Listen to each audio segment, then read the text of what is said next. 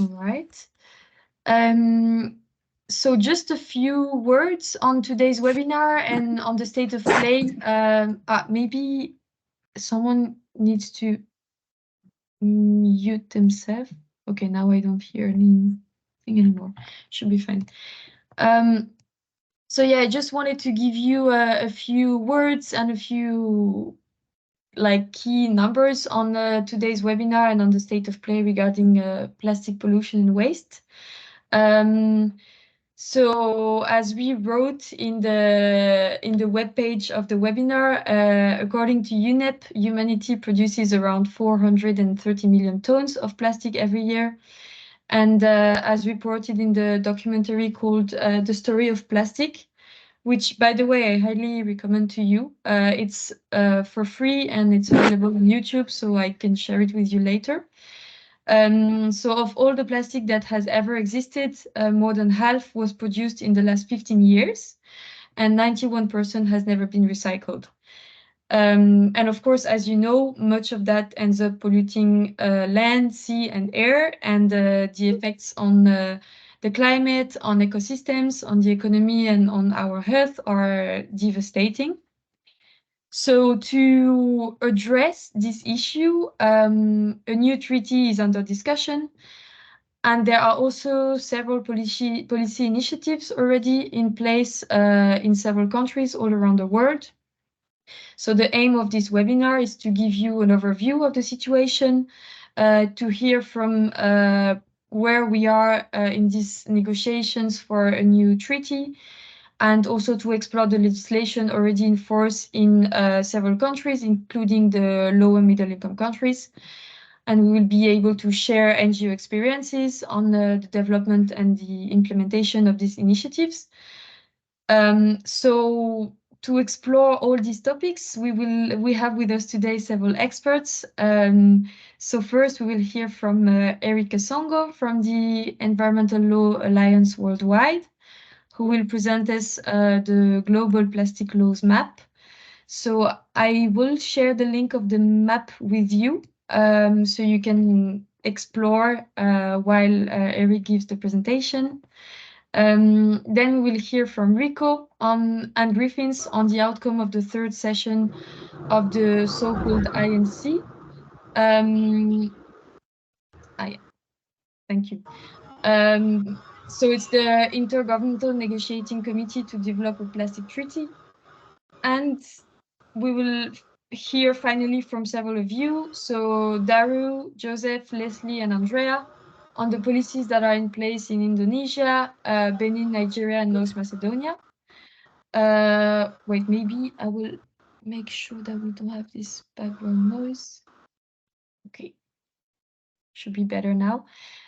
So as I said, yeah, hearing from all of you will be a great opportunity to share best practices, but also challenges, and maybe for you to get inspiration from the policies that are implemented in these countries. So yeah, thanks a lot again to all the speakers for being with us today. And without further ado, I will now give the floor to Eric for the presentation of the Global Plastic Laws Map. Thank you, Eric. Sorry, just Joseph, did you want to take the floor? No. Okay, but now we can hear you, so that's great for your presentation later. All right, Eric, you have the floor.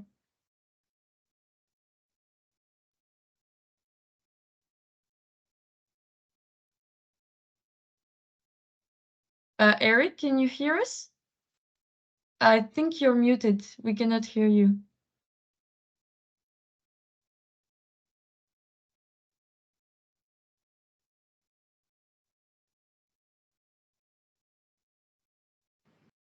Okay, should be fine now.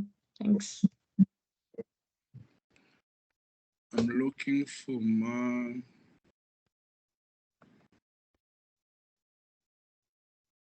Can you see my screen now? Yes. Yes, thank you. Okay, thank you. So my name is Eric Kasongo.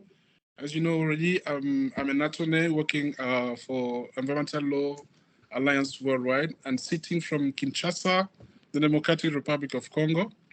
So I've been involved with many colleagues, ILO, working to gather legislation on plastic and to summarize them. So I'm very happy to share with you this global plastic law database, which is a work from a result of a common work from different organizations as we will see. So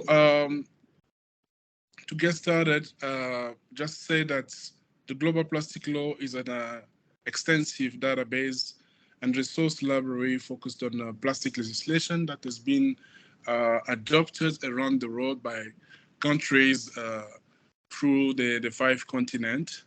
And it's designed to help have the most comprehensive global data on single-use plastic legislation across all the continents. So this is how the website look like. Naomi mentioned that he shared with you the link. So maybe when I'm speaking, you can, each of you can go and see how it look like. So maybe to start on how all of this initiative started. This initiative began with different project partners, as you see on the screen, that were brought together under the Break Free from Plastic umbrella. All of the partners are co-members of the Break Free from Plastic Global Movement, which is the umbrella that gather organizations like Plastic Pollution Coalition, the PPC. So the PPC is the project manager for the Global Plastic Database, the one I'm just presenting. PPC is a nonprofit communication and advocacy organization that collaborates with global alliance of organizations,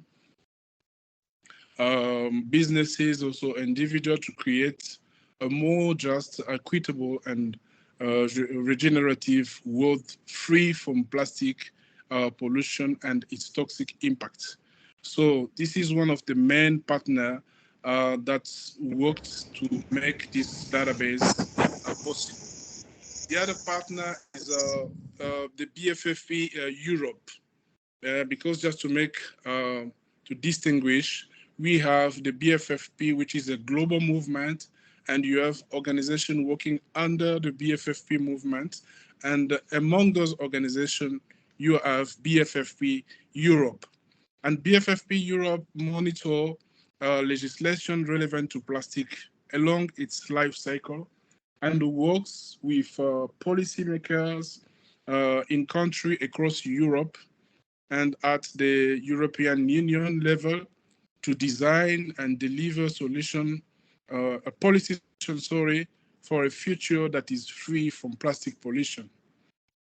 And BFFP Europe brings together more than 120 core members, including Rethink Plastic Alliance, with which gather 10 leading NGOs working together to secure ambitious EU plastic policies. So this is the second main partners, and the other partners is the Friday Foundation. It's an organization from the US that tracks and updates single-use plastic legislative activity in the US, within US, and not as well. And they have over 170 volunteer lead chapters and student clubs in the US, and its extensive work. Its extensive network, helps to ensure the database have the most comprehensive, U.S. data on single-use plastic legislation across all the 50 states of the US. And finally, my organization, ILO, tracks also and updates significant proportion of global legislation activity, and that focuses basically outside the US and Europe. So our target is continent like Africa, Asia, um, or Pacific, Caribbean, and then we have been working, trying to gather laws from there. So this is how the plastic law database within ILO look like, because we need to distinguish the global database, global plastic database that I'm presenting with different other database who are website from each of these organizations. So this is how, just to show you how ILO started.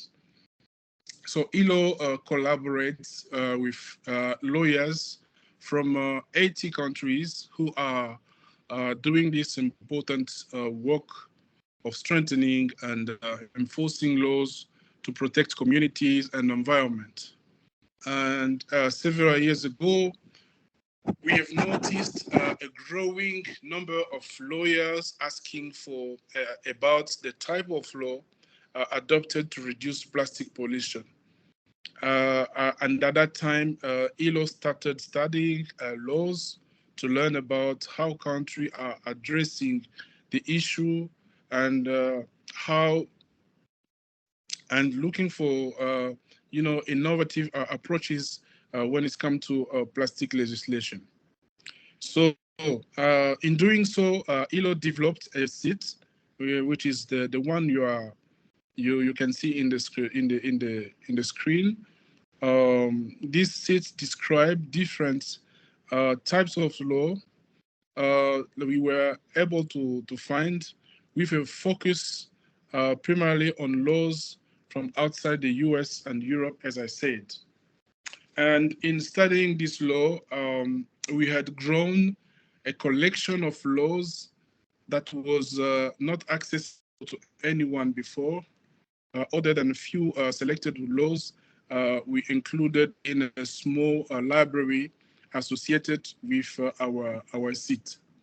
So this is a link that is closely linked to the official website of ILO. And we had collected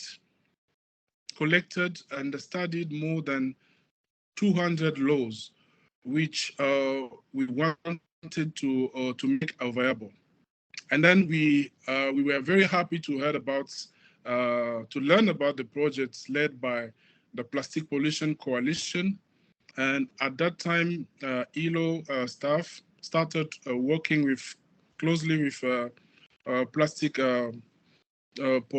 Pollution Coalition and PFFP Europe to develop this structure, as you can see already. If for someone already like checking the link of the global database. And just to recall that each of the partner wished that they had access to a global database of plastic laws, but at that time could not find one that served the needs of everyone. So partners, as I said, the Plastic Coalition, BFFP, Sofride Foundation, and HILO, they come together and design and develop this new site, the one you are just seeing now on the screen. And this site was developed by advocates who use the laws and can work in many languages to search for laws and understand them. And at the level of ILO, we have written summaries ourselves, and we were happy to share our contribution on this new global plastic law website with you today. And just to recall that there is many ways to access and navigate through this website. As you can see in this, let me go back. Oh.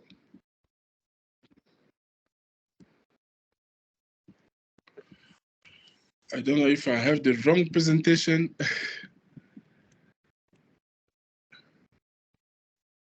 I have the wrong presentation. So let me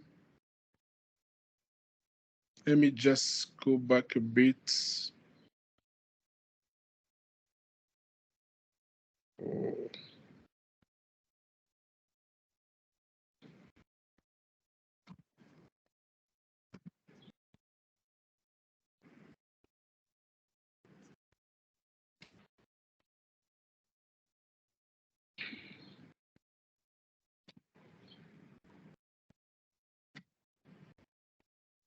Sorry. Oh, anyway, I'll come back. So just to notice that there is 3 ways to navigate on the map. First of all, you can click on the map himself. As you can see the map here, this map shows the global map, and you have the dark side and the white side. The dark side shows laws that we have been able to gather and to summarize that you can find on the database. So it's cover of almost all those continents. So when you click on a country like this one, if you click on the DRC, for instance, this on the map, you can see the laws that have been found that is currently applied on the country appears on your screen. Same to the other continent like Brazil. If you click on the country like Brazil in Latin America, you can see up to 20 laws that we have been able to gather on this website. So this is the first way you can navigate to this in this website. The second way is that you can also search for keywords if you any kind of words related to plastic, when it can be chemicals or import or plastic or waste, and then you have different laws that we gathered from different continents that will appear. If you have your the websites and if you've been able to click on the seat, you can try it and you'll see. For instance, we have this example. As we know, that we all gather here to consider preventive chemical policy for low to middle income countries. So we tested a search for chemicals to see how often the data partners have included the term chemicals in our summaries of the law. And the search yielded 10 laws with half from outside Europe that can appear. You can type another keywords you want, and then you will see it will show like immediately which kind of laws we have been able to gather. So this is the first way. The second way you can navigate on this database, on this website, and the third way is from the topic. We have been able to gather plastic laws that cover many topics, starting from design, reuse, extended producer responsibility, marine source, microplastic, transparency, everything. So when you click on this logo that appears, so you will have on the screen information of laws that have been gathered and that are focused on, for instance, the design and reuse of plastic, or extended producer responsibility. If you click on the on that point, so that's the three-way you have that can allows you to navigate on the website so quite easily, and then be able to look for information that you are actually looking for. So we are very thrilled to share this database. This database, as a reminder, was launched like less than 2 months ago. And as we explained earlier, we at ILO were only responsible uh, to look for laws outside the US and Europe. Bearing in mind that in the US you have organizations like Surfright Foundation who was focused on that, and then in Europe you have BFFP Europe that's do this work very well. So if I go back to this global map that shows country that we covered and the country that we do not cover yet, you see that there are still a lot of holes to be filled in, and at ILO we are still entering laws, so we will fill some of these holes that are missing. So, and we know that it's will be very difficult to have every law added to the database, but we are planning to work with our global network of partner lawyers to review and update the site, and then this up to the end of February, and to be able to update it like after each like every year. And yes, so this is how the database, the global database look like. It's very quite easy to navigate. As I show you, you can try and see what is your needs according to your need, according to the keyword that you can enter, according to the country that is for interest for you. You can click in the 5 continents, and you have them. We are still looking for more laws to complete this database. As I said, there is still countries that are not covered because we are looking for laws coming from them. And maybe to close this short intervention, just notice that this database is unique because the laws are added to the seat by advocates working to solve plastic crisis, and the database partner are able to work in many of language that laws are written in, and each partner is connected with its own network of advocacy working on the ground in the region they cover. For instance, Sofrite Foundation is connected with partners and network within the US. BFFE Europe is connected with organization, as I said, within the Europe, and then ILO is connected with partners around the world in other countries than the US or so. As you explore the seats, you will be we will be very happy, not sad. We, the team, and also other partners, very happy to hear about what you are searching for, so that we can shape the data entry to better support your work. And also, as the database is on its first experience, we are still looking, as I said, for new legislation. So feel free to share with us any legislation that you've heard about that is not covered yet in this global plastic laws database. Yeah. So, and there is a form when you are on the site where we can send feedback to us on any kind of observation that you have, and yeah, we'll be able to try to take in that into account. I think that's the few I wanted to share with you today. I'm here to wait for question if there is, and just to recall that we are working in a team. We have a team with many lawyers that works in the with us in summarizing this law.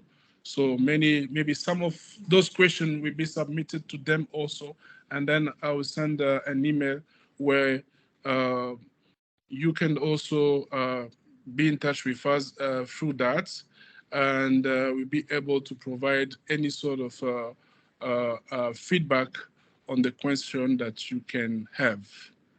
I think over to me for me. Thank you, Noemi.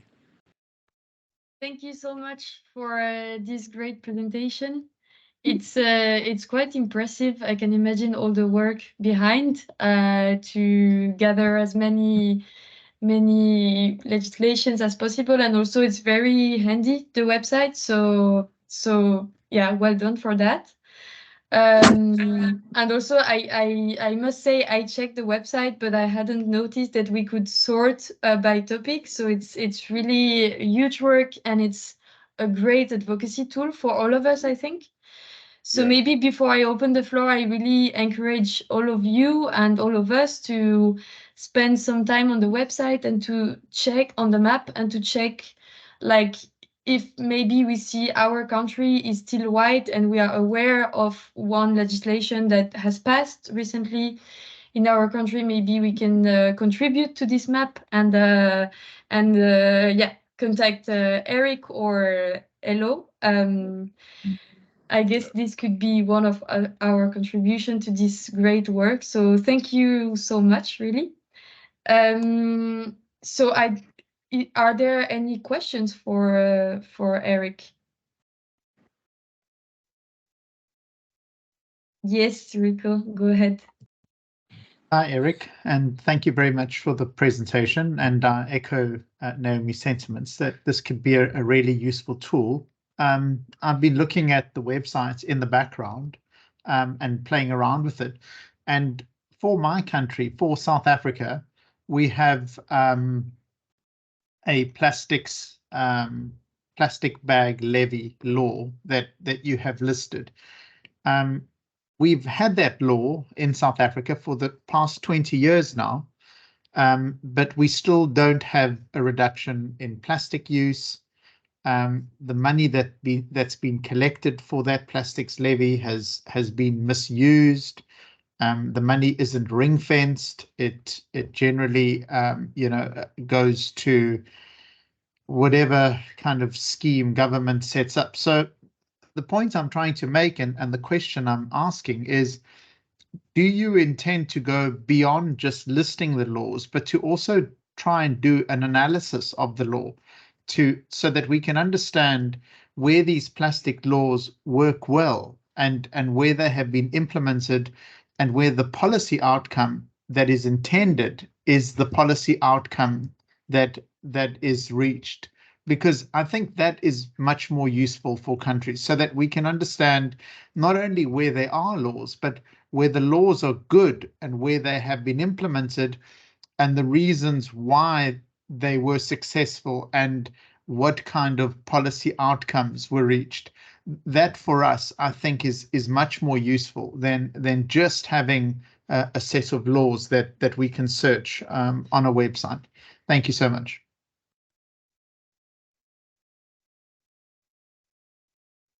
Can I jump in?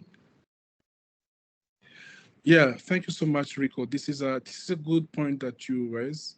I think at the level of ILO, we've started doing that work. It's not just gathering laws, but we are also kind of doing a comparison to see where the laws is strong enough, because while we were trying to were summarizing these laws, we came to discover there is a huge difference when you examine this law compared to another from this region or from another.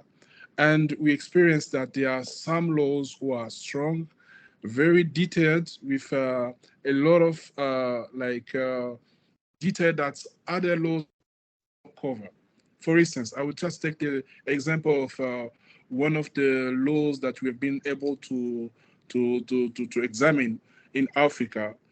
It's the Senegal plastic law. In Senegal, there is this specificity that they ban all imports and export of waste of plastic from the country, and this is something that you don't see in other law, for instance.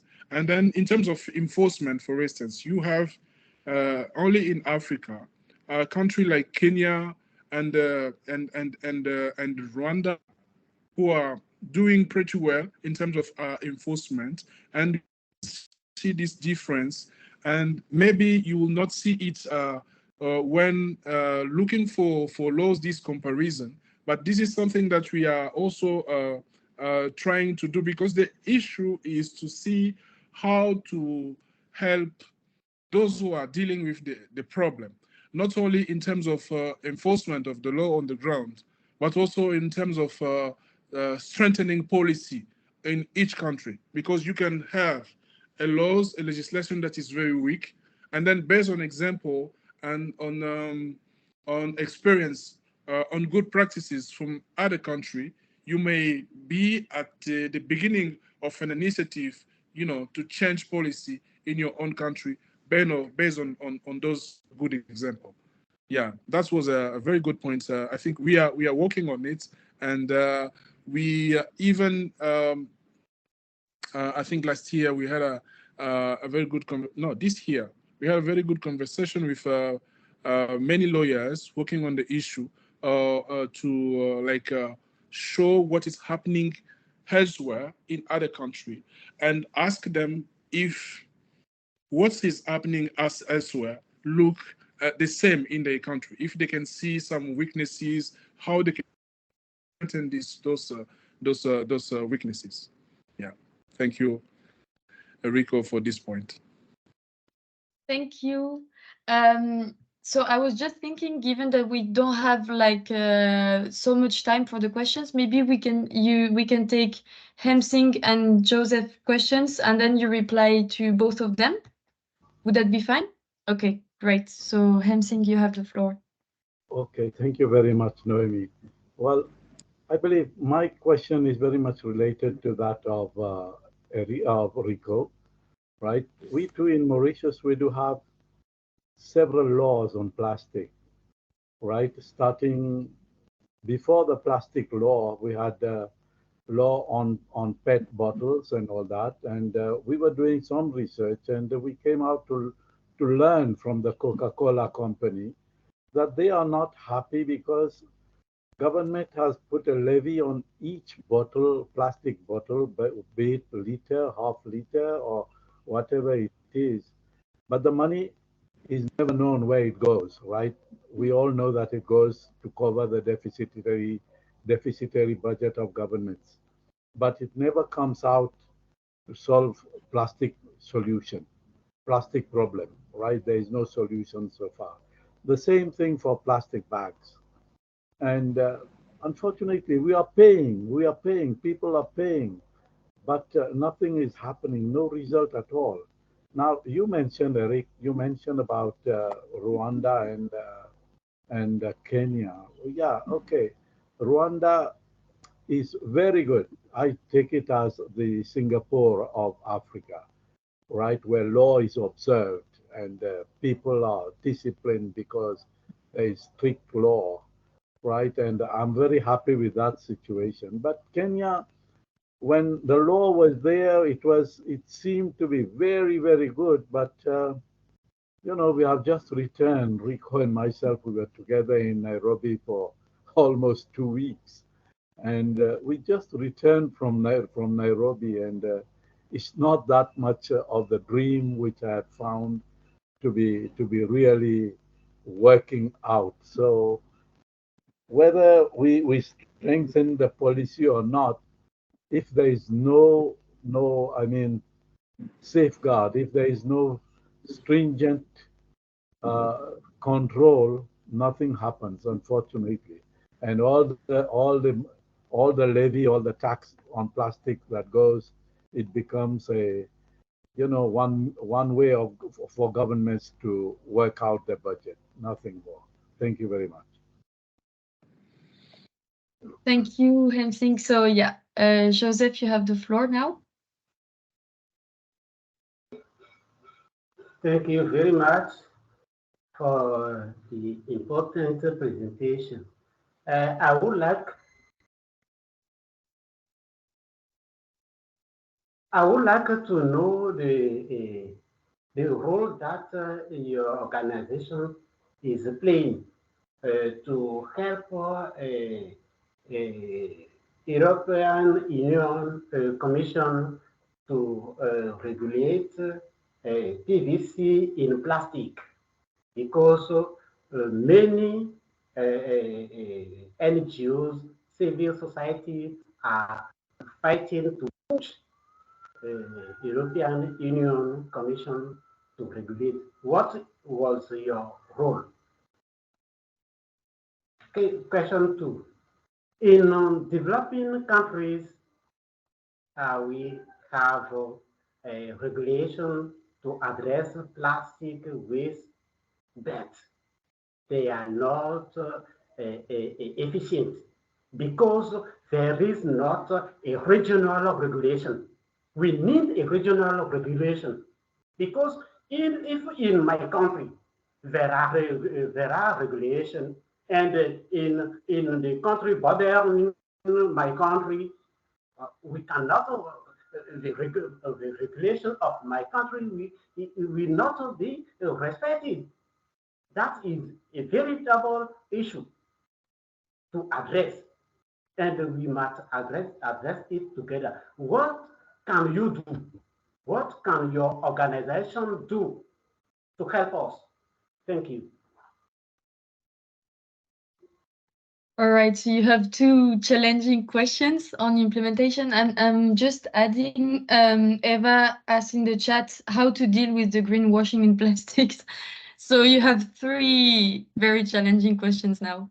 Sorry about that. Okay, I'll start with Hemsing. I think the point that Hemsing mentioned is real. We have a lot of regulation, and again, those regulations are facing a common challenge, which is enforcement. Enforcement is one of the problem, and to make this law like works.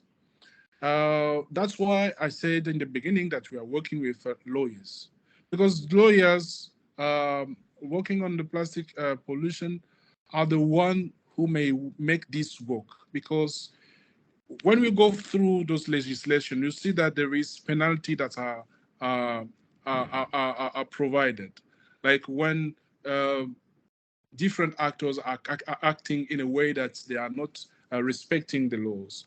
But you see no one on the ground like starting case. That's why we more and more talk about plastic litigation, because plastic litigation is, what is plastic litigation? It's people like lawyers, organization, it can be you, it can be me, individual, that try to confront, not only government, official government, but also private entities on what they are doing on the ground. And that's the way I think we will try to make this law works. And this is a challenge that we see almost everywhere, not only in developing country, as my friend Joseph said. If I can jump on this, there is different initiative, regional initiative, working to come together with agreements that can, guide policy within each region. But I think the current important discussion is the one on the plastic treaties, where many organization and country gather to discuss about the plastic treaties. And I think we have colleagues here who will talk about that more clear than me. So within these treaties, we will have something important. And if like each of the country in the region try to, implement this treaty on the ground, we'll see some change. So for me, the problem is in two sides. One is to have regulation that is covering all the aspects of the plastic. The other one is to build awareness around this legislation to make it sure that people working with organization, especially lawyer, can, make those laws works in terms of pushing for enforcement.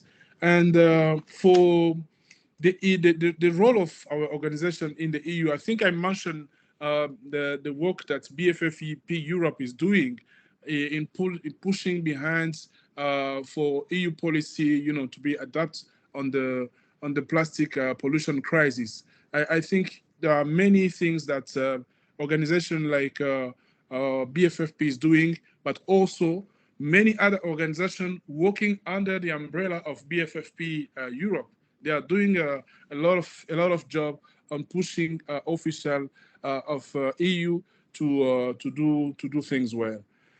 And yes, and for the last question about the greenwashing, how to deal with the greenwashing plastic. Oh, this is a good point. I think the best way to deal with this this greenwashing plastic, as I said, it's not different than making the law and the regulation and all legislation works. Many times we have laws, but there are no one behind to ask for the implementation of those laws.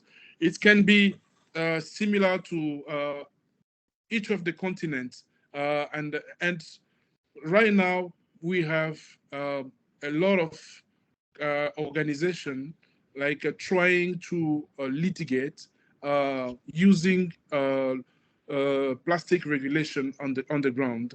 You have this energy in the US, for instance, where a company like Coca-Cola or Pepsi are sued to be accountable for what they are doing on the plastic. You have also in Asia many countries doing that, but I don't think that it's enough. The more we will launch like plastic litigation, the more we will see change on this issue. Thank you. Thank you so much, Eric. It was very, very interesting. And yes, as you said, the first step towards implementation and is to have some laws and to be aware of where are these laws and are they properly implemented. So exactly. That's the first step, and that's really interesting. So yeah, we are a bit it's a pity we don't have more time to discuss with you, but I saw you shared your email in the chat. So I guess if anyone wants to further discuss or to share any law you are aware and is not on the map yet, yeah, you have the email in the chat. So thank you so much. And thank I guess you, now Noemi. we can, thank you. Now we can move to the next item on the agenda, which is what is going on in the plastic treaty negotiations. And for this, we have Griffins and Rico with us. So I don't know which, who of you wants to go first? Let's start with Griffins, because he's at the science policy meeting in Nairobi, and he can give a high-level summary. Griffins, are you on? Yeah, thank you very much. So, hi everyone. Thanks for the invitation. And sorry, I've been in this SPP meeting, so in the middle of the negotiation. But just a quick highlight, then Rico can pick it up. For where we are in terms of the plastic treaty. So, as you may be aware, that the UNEA 5.2 adopted a resolution that mandated the executive director to convene intergovernmental negotiating committee meetings And in that resolution, it agreed to have 4 rounds of negotiations within 2 years. That is, of course, to complete the negotiation by 2024. So 3 meetings have been held of the INC process, and the last meeting was held just a few weeks ago in Nairobi. And in that meeting, coming from the second meeting, which was held in Paris, the committee had mandated the chair of the negotiation, which was a representative from Peru, to develop a zero draft, what we call a zero draft as a basis for negotiation for INC3. And this zero draft was developed based on the views of the member states in terms of what are some of the control measures, what are the objectives, what the treaty will look like, and what are some of the means to implement the treaty once it's adopted. And those views were consolidated, and the chair drafted or developed a zero draft, which was the basis for negotiation for INC3. So this is basically just to give a quick roundup of overview of the INC3, which I will now narrow down to. So coming to INC3 with this zero draft, which was the basis of negotiation, so there were a number of measures, basically, that were put in place that reflected a treaty or a convention. So one is what are the, in terms of principles of what the treaty and what underpins the treaty, what are the objectives, what are the terms of control measures, because we are talking about controlling plastic pollution under the goal of the United Resolution, which is to end plastic pollution. And then also, what are we member states in terms of means to implement this treaty? This can be the financial resources required. What are some of the obligations in terms of, for instance, the national action plans? What are the capacity building and technology transfer which would be particularly required for developing countries and countries in transition, and all that. So coming to the INC3, member states negotiated this zero draft, and there were various options that were listed because it was not, it was agreed in Paris INC2 that this zero draft will entail what are the various options to inform in terms of negotiation, which the member states as they negotiate at INC3 can begin to pick or to take as the options that will form the treaty as we go into INC4, and which will be the last negotiation. So at INC3, of course, the issue of there were 3 options in terms of objectives. There were various options or measures. One, when you look at the resolution, it looked at the negotiation or the treaty to have a life cycle approach. So looking at the plastic treaty from production or from extraction of fossil fuel to end disposal of how plastics are disposed. So in that, the zero draft reflected some of the provisions that mirrored the upstream, or rather the life cycle approach from upstream to midstream to downstream. And in the upstream, there were elements of, for instance, primary polymers, plastic polymers, which are the way measure in terms of the essentials for making plastics, right from production or fossil fuel extraction. Then looking at some of the materials used in making plastic, for instance, chemicals and some of the polymers, how to design the plastic in a way that they achieve, circular economy, or to be able to avoid or eliminate some of the problematic plastics. So this is where, for instance, the issue of single-use plastics comes in. Then other measures like just transition, for instance, how waste management will be done, extended producer responsibility, issues to do with looking at alternatives to plastics. What are the recycling content in terms of those plastics that are recycled to make new materials? So the issue of transparency, labeling, among others that we are working on together with Rico and the team. So all these were measures. I think there were like 9 measures that were listed under the control measures. Then now we come to means of implementation.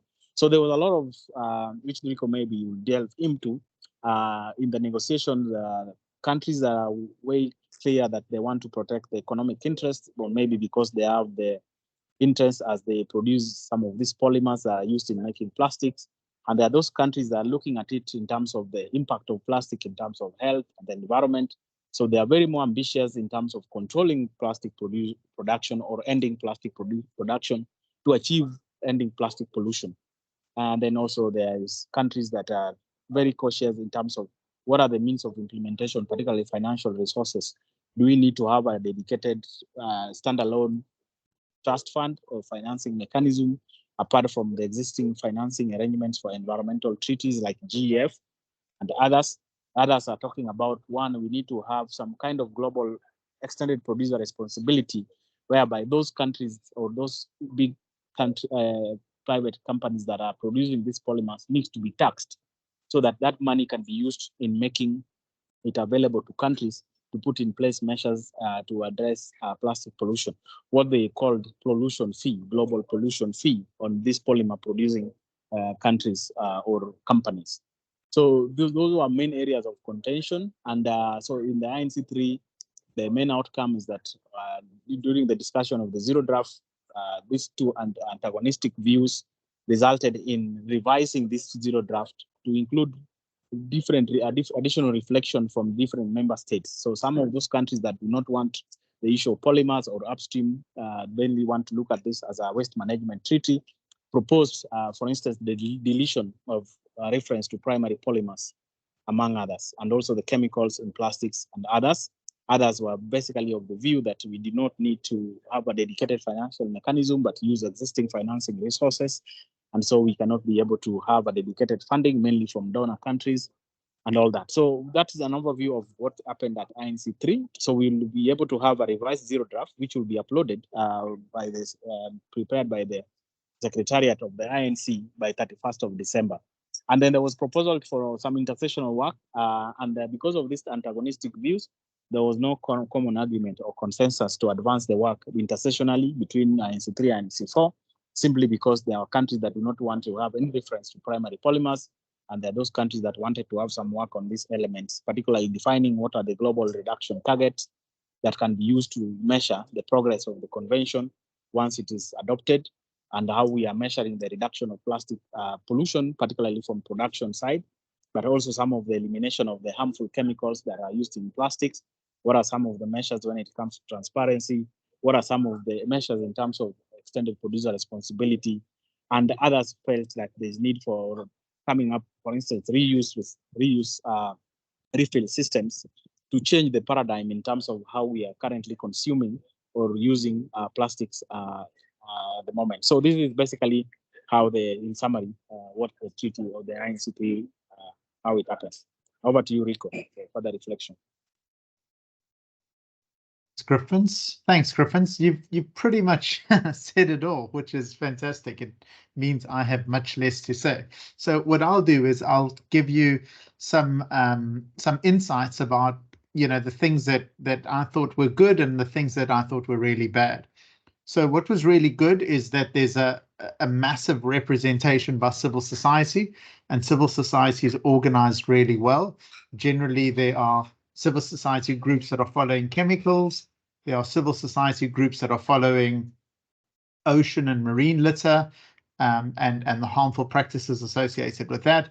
There's civil society groups that are dealing with the policy elements of it and the finance elements of it. And generally, they are quite organized. They are speaking to each other. They have cohesive interactions and exchange information. And generally, they are on good terms, which is great, because if they weren't, it would be a disaster. We'd have so many civil society groups. There were nearly I think 480 representatives from civil society, and if there's no cohesion between them, then that would be really bad. The bad news, however, is that civil society also includes industry and fossil fuel lobbyists, and there were almost as many, if not more, fossil fuel lobbyists than there were country delegates, and that is a big problem, because it speaks to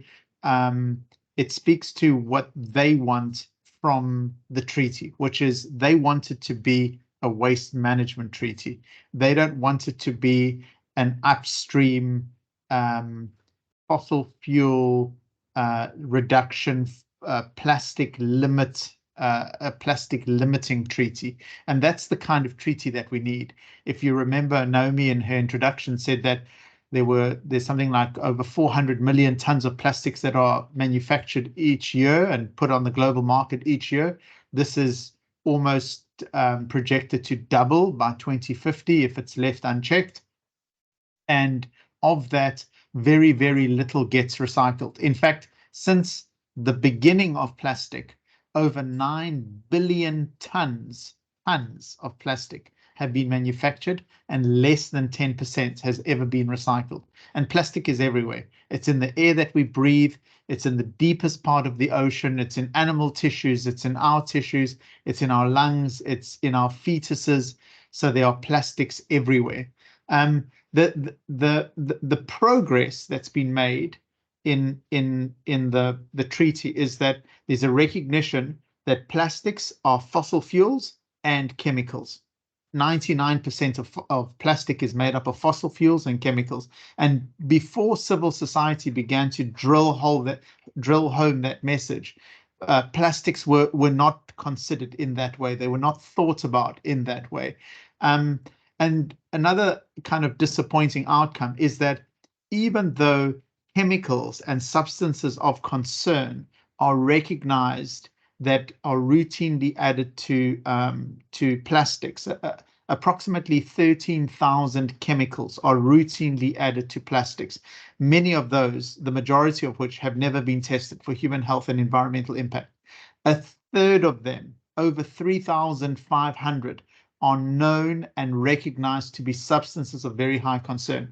And even though that is universally accepted in the treaty process, because of the low ambition of the petrochemical companies, the petrostates, there will be no intersessional work on that substantive issue. So even though countries agree that harmful chemicals in plastics need to be addressed, there is no agreement that there needs to be substantive work. So between now and INC4, which is in Canada in April, there will be no work on identifying those chemicals, listing them, grouping them. And that this is, I'm mentioning this because our group is interested in chemicals. So that's the missed opportunity of this INC. And remember, we don't have much time left. There's only 2 more INCs that, or there were planned to be 2 more INCs, and this is all meant to have been concluded by the end of 2024 and a diplomatic conference in 2025. In reality, there will probably be another 2 INCs. They will probably add another 2, like they did for Mercury, and extend the time a little bit longer. So yeah, so that's what we can expect coming up. And that's it from me, guys. That's the end of the summary, and I think we're only 5 minutes over time now. Thanks. Yes, and you started 5 minutes late, so you were perfect. Thank you so much for your presentation. There's a lot to say. So maybe we can just, take like 1 or 2 questions, and then people can continue sending questions in the chat, maybe. So yeah, I'll keep mine for the chat, and I will open the floor for maybe Dolores. I see you have your hand up.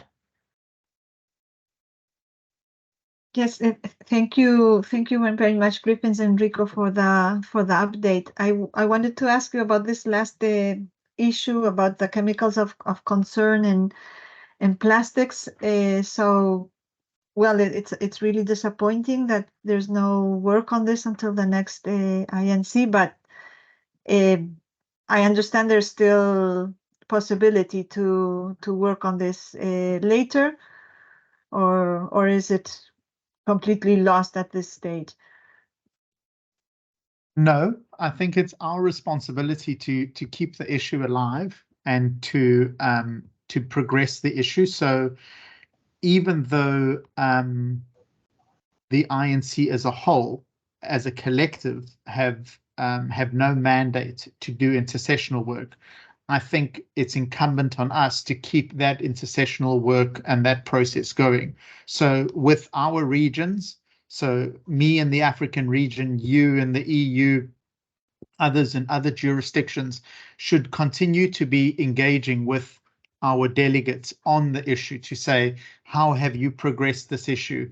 Have you identified the chemicals of concern? Will we have a negative list or will we have a positive list? Are we going to have an annex in the treaty? We should be pushing our delegates to be thinking about these substantive issues themselves, regardless of whether it's intersessional or not. Griffiths, I see your hand up too. Yeah, I just want to add and respond that yes, nothing is lost because as it's the intersessional work that was not agreed, but the revised zero draft still has all the options. It's an expanded option that include a null option, option 1, option 2. So if you look at the document that will come up, which is the basis of negotiation. So overall, we still have the revised zero draft at the basis of negotiation. Intersessional work, it was important to advance, have some countries coalesce and begin to have some advance in some of these topics that are very broad and may be able to, for the efficient completion of the negotiation, but it comes up or whatever will come as an info document. So we knew that sometimes some of these low ambition countries will still kind of use their delaying tactic to trash some of this outcome of intersessional processes, saying that you are not involved or they may avoid to participate in those intersessional altogether because all the ultimate decisions are made by the committee. So the good thing is that all the options are there. But as Rico said, we need countries to prepare, begin to think of what we're going to see as some of this. Are we going to have some annex?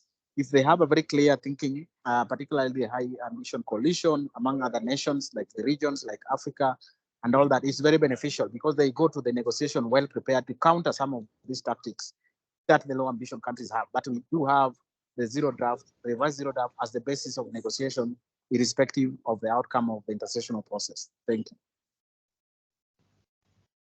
Thank you, Griffiths.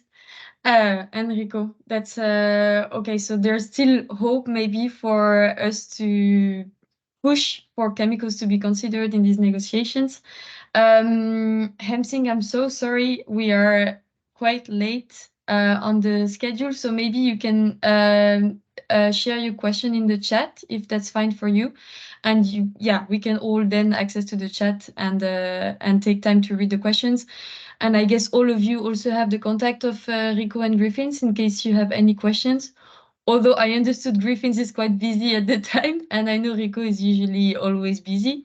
But yeah, I guess we can continue like thinking about potential actions and how we can engage on these topics during the next weeks.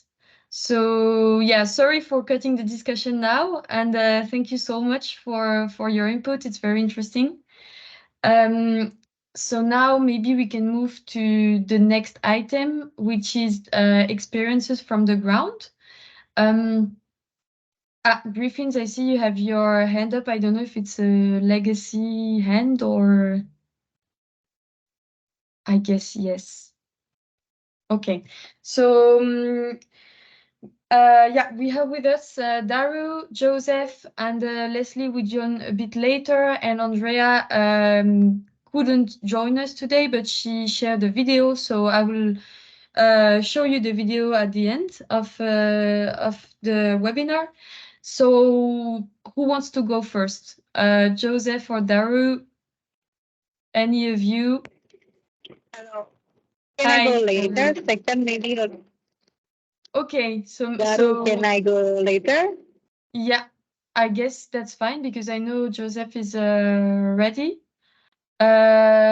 Joseph, do you want me to share my screen or you want to present yourself?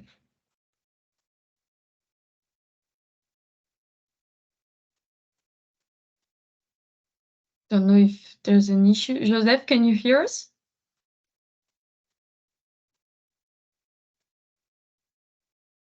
Okay, so maybe in the meantime, I can start actually with Andrea's video. It's quite short. I will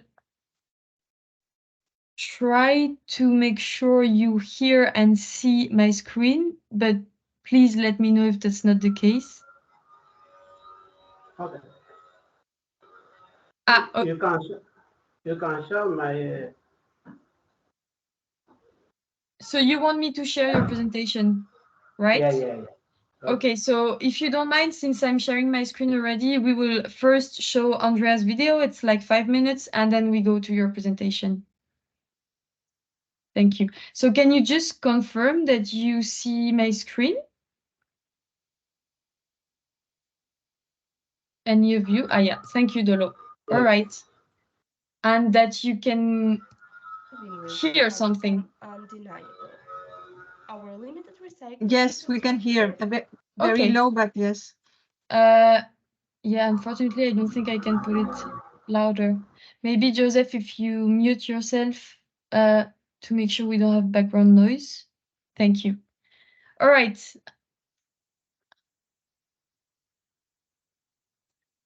Ladies and gentlemen, hello, and let me apologize that I couldn't be with you today, as I'm flying somewhere over Europe in this moment that you're listening to this video. However, I thank the EEB team, Noemi especially, for giving me the chance to share the experience in North Macedonia concerning plastic waste.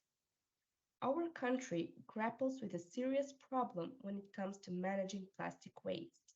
We are surrounded with plastics in our daily lives, from single-use items to packaging, and the repercussions of this convenience have become undeniable. Our limited recycling infrastructure exacerbates the problem, leading to significant amounts of plastic waste either ending up in landfills or polluting our natural surroundings, including our precious waterways. While there exists a specific law dictating how plastic waste should be handled, the bitter truth is that its implementation falls short. Punishments for breaches of this law are rarely enforced, allowing a cycle of negligence to persist.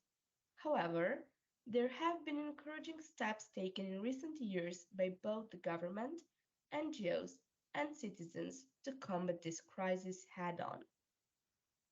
For instance, in a bid to reduce plastic bag usage, prices for these bags in supermarkets were raised significantly from December 2021.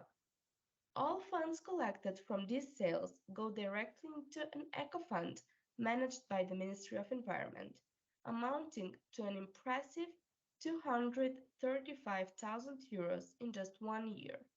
Moreover, the government had just announced plans to completely ban plastic bags in the country by June 2024. Efforts have also been made to empower marginalized communities, such as the Roma, by providing employment opportunities through plastic bottle collection. However, despite the positive impact, these individuals, which are around 3,000 people in the country, still face challenges like irregular pay, lack of health benefits, and social security due to their informal employment status. In a move towards citizen engagement, recycling machines for plastic bottles have been installed in major supermarkets this year. While this initiative offers citizens points in return for recycling, the rewards are minimal and poorly advertised, resulting in low participation. Additionally, there remains a significant challenge in dealing with plastic waste from products like baby diapers and menstrual pads, as there is no designated recycling process for these items, leading them to end up in landfills along with other waste. One of the core issues we face is the lack of widespread recycling practices in the daily lives of Macedonians. The absence of separate waste bins and the inadequate separation of waste at home are indicative of a systematic problem rooted in education and awareness. The problem begins with education. There is a dire need for a widespread awareness campaign to educate the public about the detrimental effects of plastic waste and the urgent necessity to reduce, reuse, and recycle. Implementation of existing laws, along with incentives to discourage the use of single-use plastic and encourage responsible disposal, is crucial. To sum it up, that's where North Macedonia stands right now. I'm truly hopeful for a change, a future where people know more and the government takes big steps to get rid of plastics and to lead to a future free of plastics. Thank you for your attention. For any additional questions or follow-up, I would kindly ask Noemi to share my email in the chat with you now. Thank you.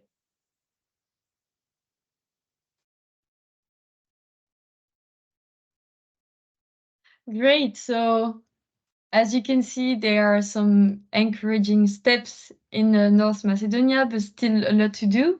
And as Andrea just suggested, I will share her email in the chat a bit later, in case you have any questions on the policies in North Macedonia. So now I will share Joseph's presentation.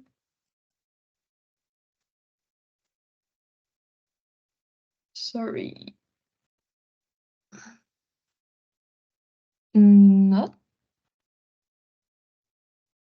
I need to share another one. Yes. Okay. Can you all confirm that you see the presentation?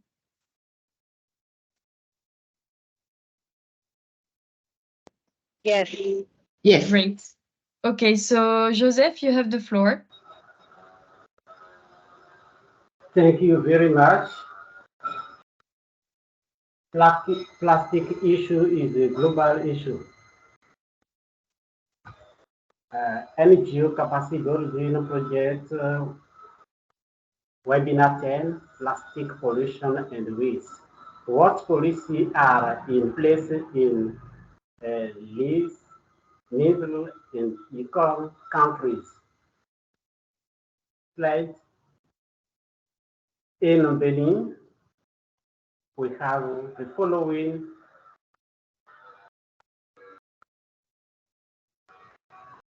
Benin is a party to Basel, Rotterdam and Stockholm Convention, Minamata Convention on Vehicles. Benin is also party to Biodiversity Convention, Kyoto's and Montreal's Protocol, Vienna Convention, and to all other conventions and treaties that address chemical and plastic waste issues such as plastic treaty. In Benin, we have the framework law on the environment voted in 1999. Our country has a law addressing plastic bags. This law was voted on 26 December 2017. This year, July 10, our country has cleared the law addressing chemical and the waste. This law is as an umbrella to cover several other regulations aimed at the rational management of chemicals and waste through the life cycle in order to synthetically reduce the great costs and difficulties linked to the voting process law by Parliament members. Slide. Okay. The framework law on the environment addresses all the environmental pollution. It does not address specifically chemical and the waste. So when we started addressing plastic bags issues in schools, through our advocacy, we have led our government to act to accelerate the process of voting on the law prohibiting the importation, possession, and marketing of non-biodegradable plastic bags in our country. We contribute in the popularization of the non-biodegradable plastic bags law. Many years after the available of this law, we find again no biodegradable plastic bags on our markets. They are not produced in our country, but imported from countries bordering our country. This is a serious issue that we must address together. The government wants to prohibit plastic bag use in our country, but does not regulate it yet. Perhaps the available of no biodegradable plastic bags in our markets could be the reason. The biodegradable plastic bags are very expensive and are not durable. Customers often don't like them. Resellers often say during interview with them in our markets. We participate in the elaboration of the law on the chemical and waste management until its validation. We also contribute in its popularization. Slide. Slide, please. Our NGO influence, as you can see, the creation of this legislation. In 2016, through our campaign addressing climate change in 3 general education colleges, we started fighting against plastic pollution. Through this campaign, we asked children to know more through plastic bags, plastic bag in the classroom, nor on the school ground, because they must learn in proper environment.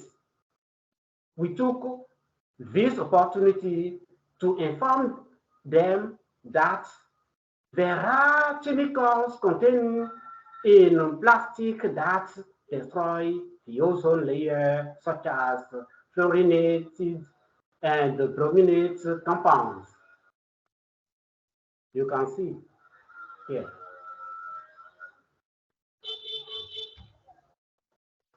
Okay, slide. In July 3, 2023, we participate in the popularization, as I said, of the law prohibiting the importation, marketing, and possession of no biodegradable plastic bags, voted on December 26, 2017, and in raising citizen awareness of compliance with this law in collaboration with the Ministry of Framework of Living and Sustainable Development in collaboration with its partners and NGO, include ours. You can see photo there. August 5th of this year, we actively participate in the sanitation days organized by the Minister of Living and Environmental and Transport. In his fight against plastic waste in all its forms, in collaboration with his partners and NGO, include ours. Slide. Yeah, you can see a picture there.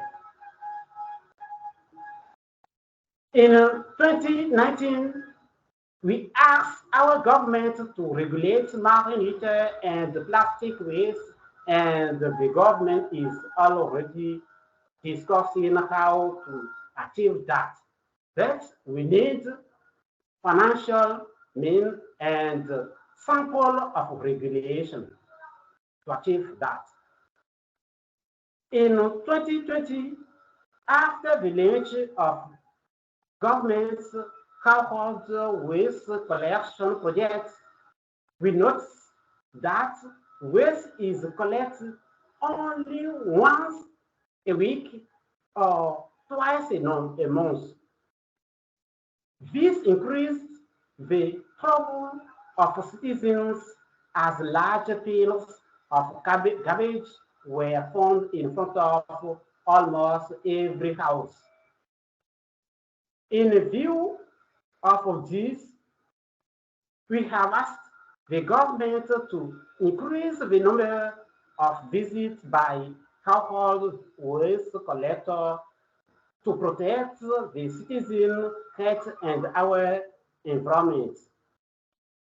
A few days later, the collector began to pass for their collection twice, even 3 times a week till now.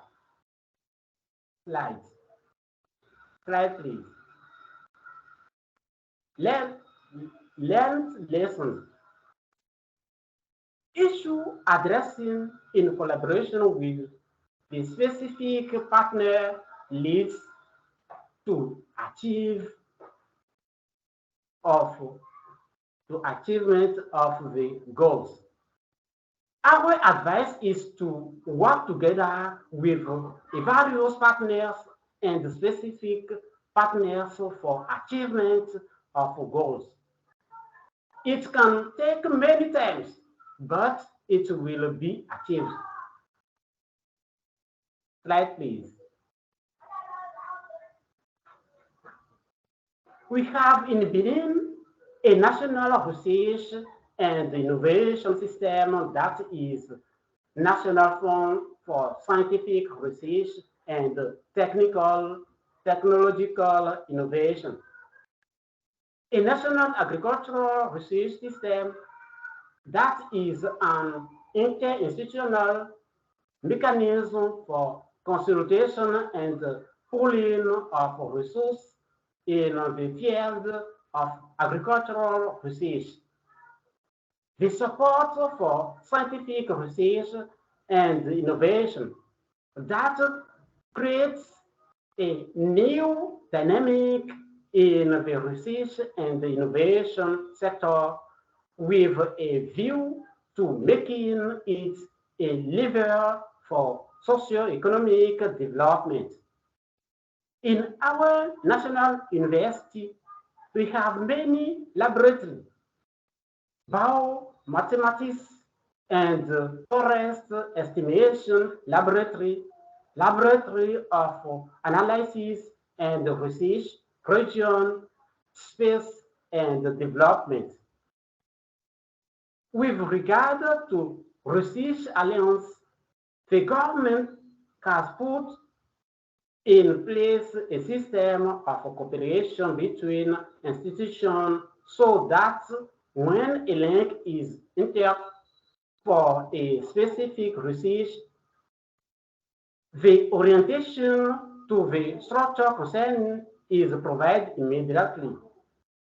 It should nevertheless be noted that we need means to better equip our laboratory in order to make them more efficient. Slide, please. Thank you very much for your attention.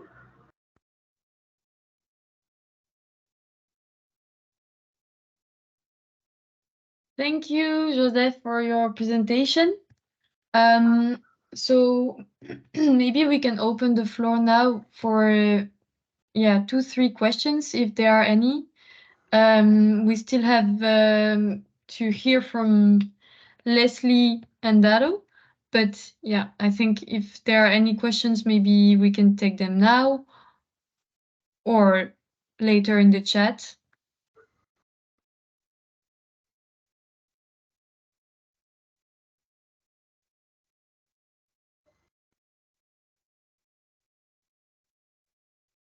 Okay, I see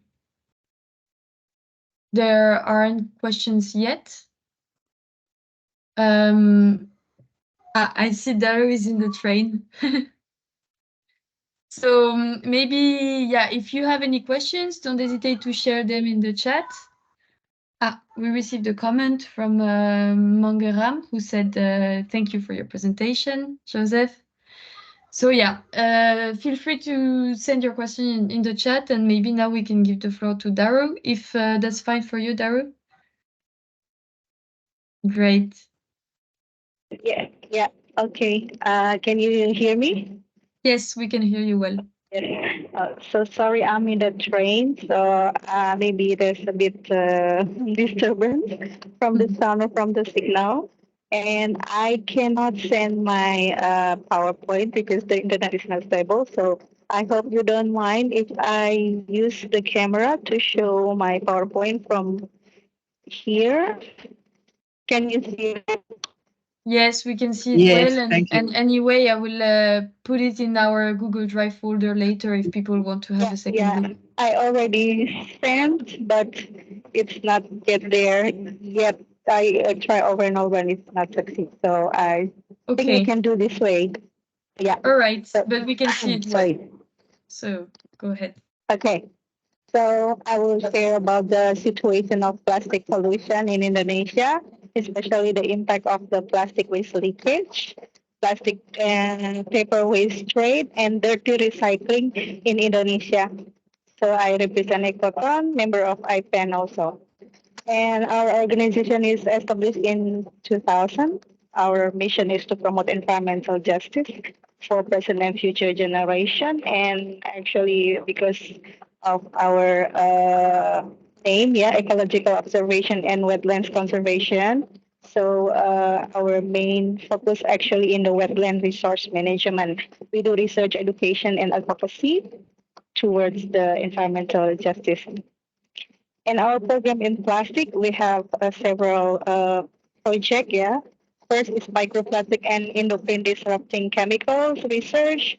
We have citizen science for river monitoring and plastic pollution, and we also have Indonesian river expedition to mapping the illegal plastic waste dump in rivers in Indonesia. We have awareness campaign through Berantas Social and refuse single-use plastic education with school students and community.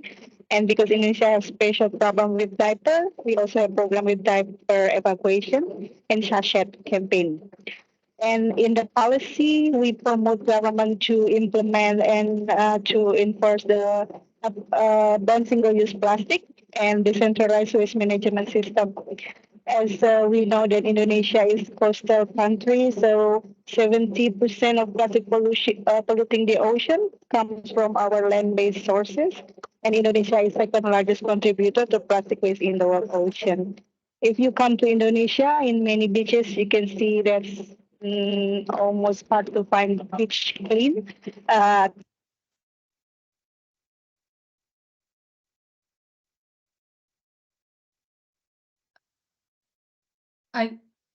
I think we lost you, Daru. We cannot hear you anymore.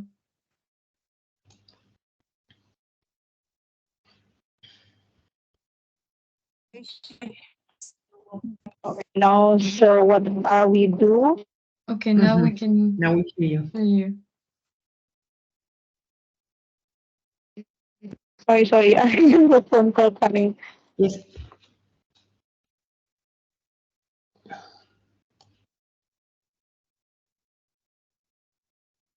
Yeah, I guess the connection is in the train is not ideal.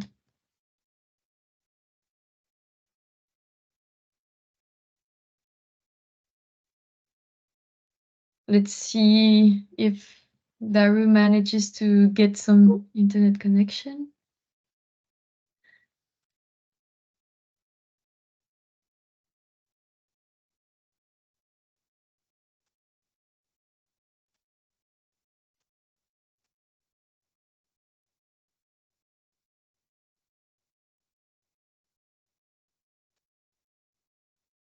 Daru, can you hear us?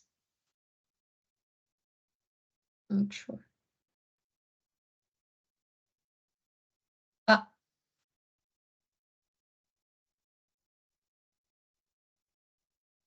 Okay, now we see your screen moving, so if you unmute yourself, maybe we will be able to hear you.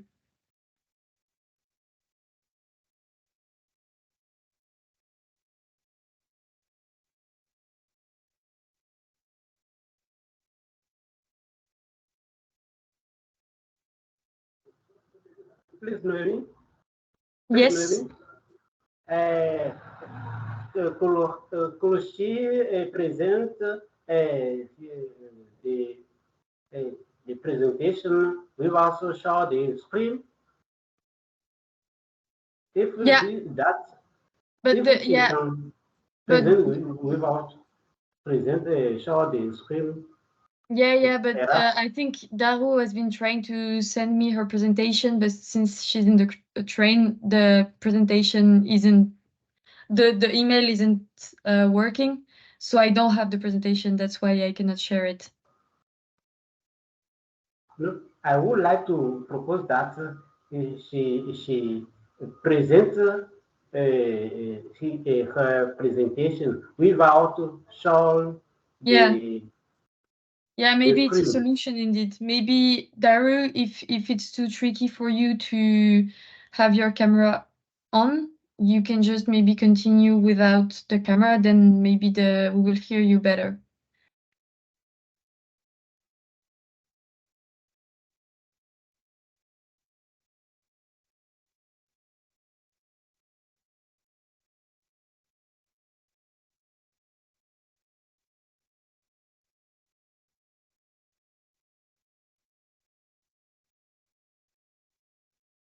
Okay, I see Daru is on hold, so not sure she's still with us. But anyway, as I said, we will share all the presentations in the chat, in the Google Drive folder. Okay, I see she's back. Daru, can you hear us?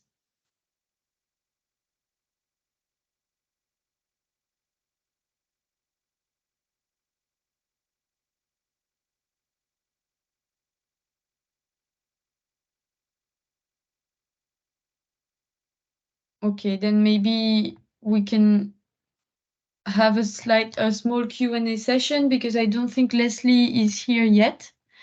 So if anyone has questions for Joseph, maybe it's time to ask them. I wanted maybe to ask you, Joseph, if you have planned, like what are your plans for the next months regarding plastics? If there is anything you have, any activity or any project you have planned to make sure the laws you have presented us are well implemented and to tackle the issue?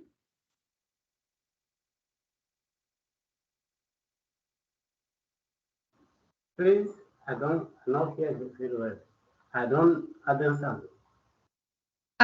It's just I just wanted to know, since you presented us all your work on plastics, I wanted to know if you have planned any other activities in the next months on this topic. Yes, I would like to work with children in the coming months.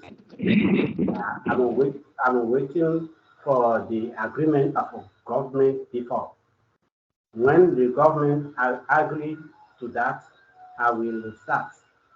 Because without that, I can't. Thanks. But I'm Thank you. working with government on various topics. If the government have any activities addressing traffic, right as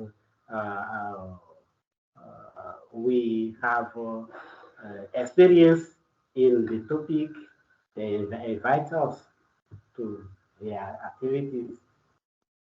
Do you understand? Great. We work too with NGO in affiliation with our NGO by sensitizing them to continue to address plastic waste issue. Great. Yes, so raising awareness towards populations. Sounds Yes, a great yes. project. Thank you, Joseph. So I You see are welcome. Daru is back and seems to have quite a stable connection. So maybe Daru, you can go ahead if you want. Okay, can you hear me, Naomi, and everyone? Yes, yes, now we can hear you. Okay, Great. so what we are doing until now is still doing the microplastic research in the river, seawater, seafood, pests, ambient air, and the crops. We checked the 100 sample of pests, and all positive contain microplastic. So we found that the source is from the water mostly because people still have habits to throw the plastic trash into the waterways, and we do some beach cleanups and river cleanups, also brand audit to identify the top polluter, especially for sachet plastic. And through Indonesian River Expedition, our team riding motorcycle, visiting main islands in Indonesia from Java, Sumatra, Sulawesi, and so on. And we found that the top polluter is mostly the Unilever as the global brand, and also Danone. But mostly the top polluter also Indonesian company like Indofood, Wings, and Mayura, Forisa, Parimas. So these are the top five polluters. And we do the campaign against the corporate mismanage of their business by giving the waste problem to the society, to the government and the community. So we have demonstration in front of the company office to ask them take the responsibility for their plastic pollution and to implement EPR, yeah, extended polluter responsibility, because we already have some regulation that oblige the company to reduce their plastic waste and to prepare for the reuse distribution system. And for the community awareness campaign, we have many programs with school students and local community through exhibitions, through visits, discussion, and to sell the house product in refill system. So in this exhibition, we also train the community or show the community that their water can be contaminated with plastic. We bring mobile laboratory with microscope so they can see through the microscope if they have microplastic in their samples. And we mapping a lot of leakage in our rivers, especially in Bratas River Basin, Solo River, where they're the main water system, yeah. And the plastic policy in Indonesia, there are so many, but some of them can be categorized into three parts. First is plastic waste prevention. We have a national regulation that encourage city and province to enforce ban single-use plastic regulation. And now there are more than 70 cities and provinces already have the regulation and enforce the regulation. Even though maybe not cover all of the area, but in the urban area, in the city center, and in the government office, they already try to reduce the single-use plastic in every meetings and in the modern retailers and supermarkets. We also have program in the traditional market to replace the single-use plastic bag with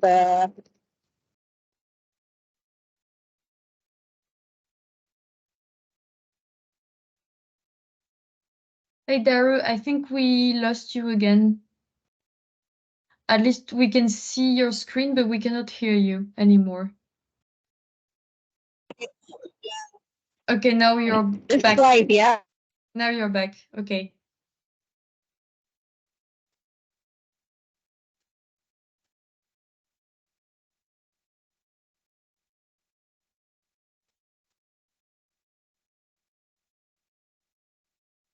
Daru, can you hear us?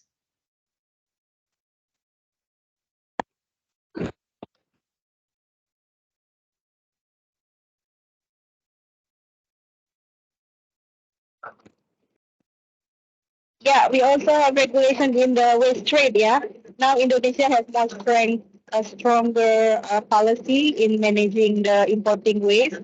Only 2% of contaminant can be shipped to Indonesia, and the importer, plastic recycler and paper recycler is not allowed to sell or to give away the residual or the impurities, plastic impurities to the community.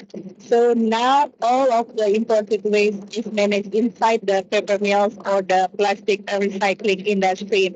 However, we found some microplastic in the paper and plastic recycling in all of the industry. And we still find illegal activity like they dump in some remote area and burning the plastic as a fuel in the small business like tofu maker or the chips maker. And we did research with the iPad that give the information that this plastic burning already release dioxin, yeah, that contaminate our food chain in the eggs. Yeah, so the egg, the dioxin in egg exceed 70 times of the safe level that that made by WHO and Indonesian regulation as well. So the egg should not be eaten that located from the toxic waste burning. The recycling also release many millions of particles of microplastic because it's also run by the small scale business. And now the exporter country also try to reduce, yeah, the plastic waste export like Australia, Europe, Canada, and US also. So now the import of dirty plastic already decreased because Indonesian government force the exporter to re-export, importer, yeah, to re-export if they find that the containers contain not meet the requirement 2% of the contaminants. And this is the downside in every paper mill that import paper waste. They will have to provide a downside for the plastic scraps, and the biggest is in West Java. We have the petition and send letter to the embassy. So now the U.S. plastic paper waste export to Indonesia decreased by 50%, and we now get a more cleaner supplier for the industry. That's the improvement from Indonesia, but we still have to monitor on the ground, yeah, because there are many leakage, many loopholes that can be used by the yeah, the bad industry or broker. Thank you for listening. Back to Naomi.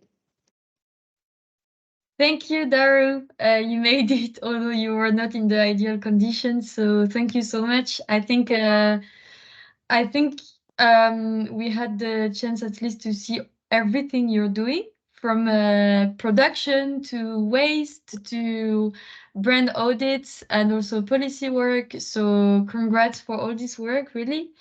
So since we are a bit behind schedule and Leslie still have to give a small presentation, I was thinking maybe you can share your questions in the chat. Also, maybe easier for Daru to reply as she's in the train.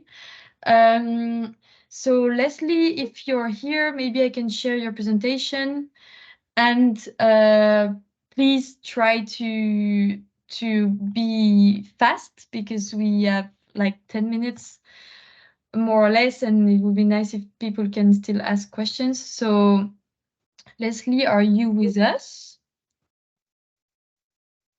At least I saw you joining. I don't know if you can hear us.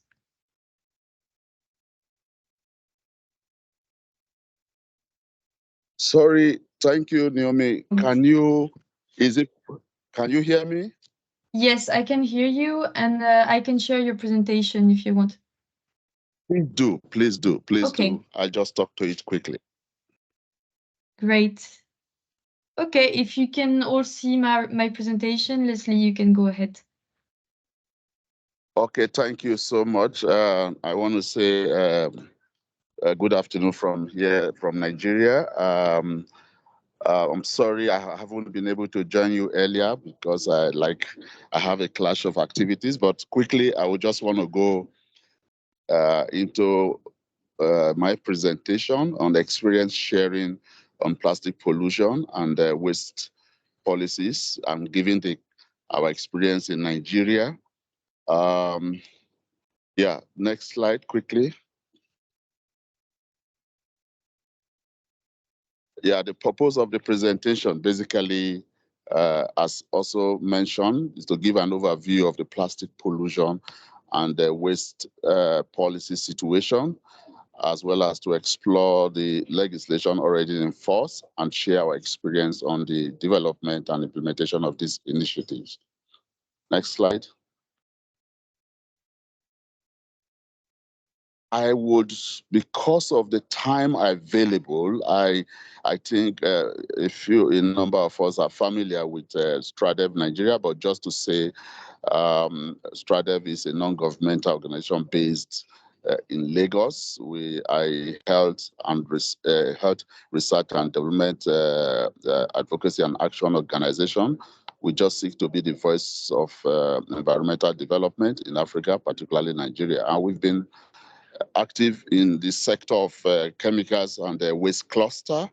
What we basically do is to conduct research and allow our research to be translated into action. Next slide quickly. And we do this in different thematic focus areas: policy development, sound chemical management, and so many other areas which we are all familiar with. We use different strategies, advocacy, advisory. We conduct research and case studies to inform inform action. But most importantly, also we do a lot of education and awareness raising on the ground. We are affiliated to, of course, again, before now we had a SICAM focal point, and we relate with the various MDAs and institutions on ground in Nigeria. We sit on the National Chemicals Management Committee of the Federal Ministry of Environment, and internationally, I think we're also affiliated with quite a lot of NGOs, global networks. In terms of, as it relates to our plastic experience, is just to mention that STRADEV, we basically work on issues of policy, working with Federal Ministry of Environment on the ground, Federal Ministry of Health, Industry, Trade, and Investment. There are also institutions that are under these various ministries, which are the agencies that actually implement the regulations: NESRA, NAFDAC, Standards Organization, and all of that. We are affiliated with them and well recognized. We sit on some of their boards on issues of policy framing, and particularly as it relates to plastics. Next slide quickly. We also have strategies that we use in engaging government, but I will not want to dwell much on this. I want to go straight to an area where we have strong experience at working with government, which has to do within the national plastic policy framing in Nigeria. We were involved in the national plastic waste policy framing for Nigeria.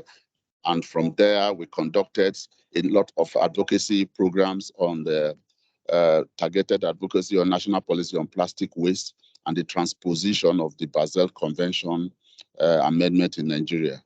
And we did this in collaboration with NESRA, an agency of the federal government, which is statutorily responsible for managing plastic waste, because the plastic menace has been a major issue. And I want to just delve into an understanding of why the plastic waste, the issues around the plastic waste management systems in Nigeria. Collection is much of a problem. It's not possible, obviously, anywhere in the world to achieve 100% collection, but even in Nigeria, this is also what we face because of issues of financial and operational constraint. We also have the issue of a number of African countries have instituted a kind of ban on single-use plastic, but Nigeria does not have any kind of instrument to that effect that can manage single-use plastic or that can regulate plastic. And we have been being the forefront of that advocacy on the need to ban plastic waste in Nigeria. And that responsibility or that task or that exposure enable us to really mainstream into the activities of the Federal Ministry of Environment and the agencies working with NESRA. And why is Nigeria so significant? If you look at the Nigeria is among the top 10 countries producing the largest amount of mismanaged plastic waste, as you can see in that graph there. And because again we are an oil and gas country, it makes you can better understand. Plastics are basically byproducts of petrochemicals. So the products are very cheap, and it becomes readily available. So everything is packaged or made with plastic. So we do not have the proper management systems in place as well. 3 of the top polluting rivers in the world are in Nigeria, and you can see that from the next. So just trying to state the real problem why plastic management is so much of a problem in Nigeria, and yet we have weak infrastructures, weak resources to be able to manage it. And I want to go straight to which policies on plastics have worked in Nigeria. We have the National Policy on Plastic Management 2020, which was developed. We have the Solid Waste Management Policy of 2018. We have the NESRA. We have the NESRA policy on industrial plastics, and the National Sanitation Regulation, National Environmental Sanitation and Waste Control Regulation, and the Plastic Waste Control Regulation 2023. I will talk more on the Plastic Waste Regulation 2023, which I think we played a very vital role because of our advocacy and campaign over the years. We got the mandate to assist Nigeria to develop the plastic waste control. I will not. There are quite a lot of challenges, so I don't know whether time will permit me to run through this. Of course, we can identify challenges to plastic policy implementation in Nigeria, as well as we can also see the kind of solutions which we think through an analysis, one of our collaboration with Nigerian National Plastic Action Partnership, we're able to actually assess the challenges and the solutions that we think can help us move out of the problems that Nigeria currently has. There are also impacts of policy to reduce plastic. One major big problem is the threat to business. What I mean here is that we have a serious challenge. Even though plastic is widely produced, the government, the will to be able to manage or regulate against plastic is not there. Why? Because there's the belief that it has impact on businesses. It's a threat to businesses. There's also the subject matter of job losses and the impact on the economy, and so on and so forth. So these are the challenges we are grappling with at the moment. But currently, we facilitated and fast-tracked the process. Can we start rounding up on the tea break? I'm sorry. So that we can I will just be rounding up. We facilitated a process of the plastic waste management in Nigeria, and right now Nigeria has a plastic waste regulation 20 minutes over now, which has been adopted and is currently going to be gazetted very soon for implementation in Nigeria. If you still have time, I would want to step aside away from where I am now, so that I can complete the presentation, because I am in another meeting and I took time to step aside so that I don't get some obstruction here. So I would just say that we are having stronger collaboration on past and ongoing national plastic initiatives. We are working with the National Circular Economy Working Group. We're also part of the co-chair of the Nigeria National Plastic Action Partnership Policy Task Force, where we are helping the country to generate data and supporting the implementation of the National Action Roadmap. We were part of the policy, legal, and regulatory framework, assisting in translating all the national policies of plastic and solid waste into different sectors. The extended EPRO program for Nigeria, STRADEV is also assisting. We are assisting strongly to ensure that Nigeria finalized that document. It was a document developed by World Bank, and we are assisting Nigeria to ensure that it's operationalized beyond. It becomes a mandatory EPR, not just a voluntary EPR. I think there are so many other initiatives which I've listed in this presentation. When it is shared, as you will see on the, I think the second to the last slide, we are part of the UNIDO project on plastic value chain through circular economy. We are part of the National Plastic Action Partnership projects. We plays our advisory role on all these processes. There's also the NIMASA Maritime, talking about plastic in the maritime environment. Marine litter, we are part of the formulating this action plan for Nigeria. Finally, also is the development of the plastic waste regulation, which we participated.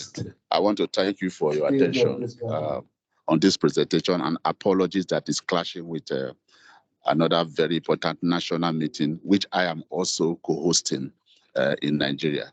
So sorry about this mix-up. Thank you so much, Leslie, and well over. done for managing to give this very interesting presentation in such conditions. It's actually a very comprehensive presentation, so I encourage all of you to spend more time on that. And yeah, thank you, Leslie. So as I said for the other speakers, if you have questions, we will share with you the email address. Because yeah, there is a lot being done in Nigeria and in all the countries we've discussed. So we are actually 1 minute late. Sorry, Leslie, do you want to? Ministry of Environment. Okay, no, yes, I think that's right. Yeah. Sorry about that. no worries. Okay, thank you so much. Yeah, so we are actually 1 minute late, so maybe just time for Dolores to make like a 1 minute announcement, and then you'll be free. Dolores, are you here?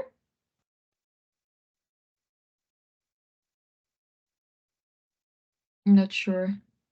Okay, so it was just to remind you about the PVC call for action that we're actually running. Joseph mentioned it a bit earlier, so we are having this petition to ban PVC, which is a very harmful plastic, actually. So I will send you all the links as well. We really encourage you to sign on this petition. We need your support. PVC is an issue in the EU, but also in worldwide. It's been 40 years that we know it's harmful for us and for the environment, and still it is still widely used. So we highly encourage you to sign on this petition, to add your logo on our petition. This is also something that you can do.